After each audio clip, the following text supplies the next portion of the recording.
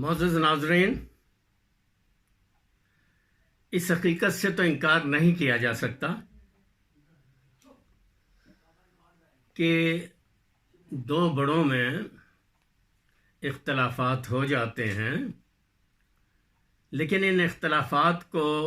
بیرون دنیا میں آشکار نہیں کیا جاتا۔ اس حقیقت سے انکار نہیں کیا جا سکتا کہ میاں نواز شریف کے ہر آرمی چیف کے ساتھ اختلافات رہے ہیں، لیکن ان اختلافات کا تذکرہ خاص طور پہ ازلی دشمن بھارت، جس نے مکتی باہنی کے ساتھ مل کے 1971 میں پاکستان کو دو ٹکڑے کیا تھا، اور جو اب بھی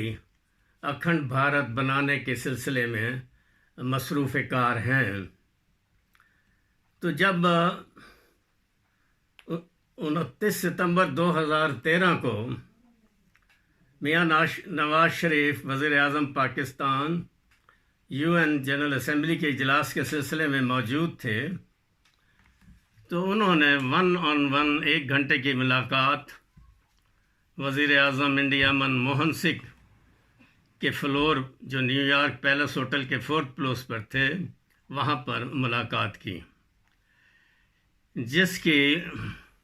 ریکارڈ آف ڈسکشن بھارتی ذرائع نے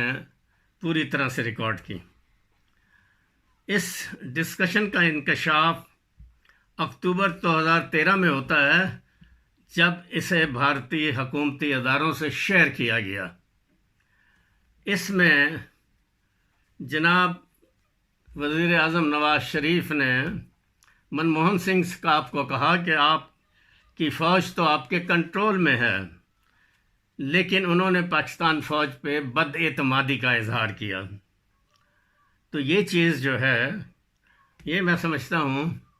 کہ بیرون ملک خاص طور پہ ازلی دشمن کے وزیر اعظم سے نہیں کرنی چاہیے۔ اسی طرح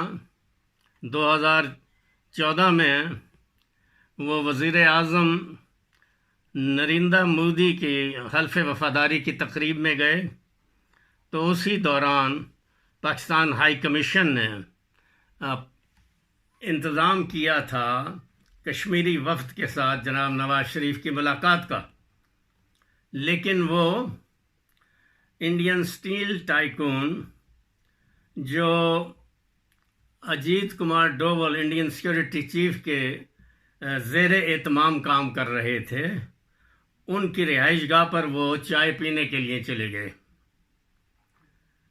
تو یہ جو ملاقات تھی، یہ اس لحاظ سے افسوسناک ہے کہ انہوں نے مسئلہ کشمیر کے حوالے سے کشمیری وفد سے ملاقات سے ٹوٹلی ہی انکار کر دیا۔ اسی طرح برکھا دت، جو بھارتی اینکر اور مشہور رائٹر ہے، اس نے اپنی کتاب میں بھی تذکرہ کیا ہے کہ جناب نریندر مودی سے نیپال میں بھی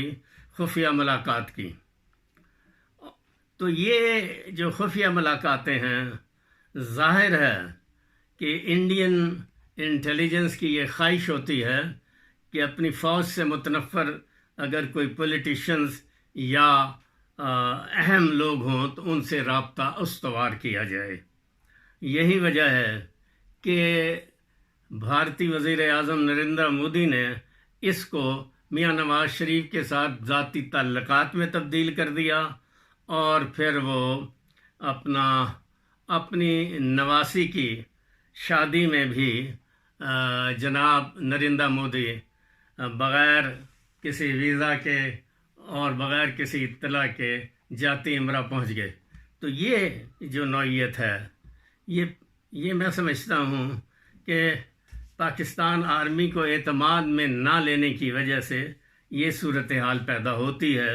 اور اسی حوالے سے پھر ان کی حکومت جو ہے وہ جنرل پرویز مشرف کے زمانے میں مارشل لا کا شکار ہو گئی۔ بہت شکریہ۔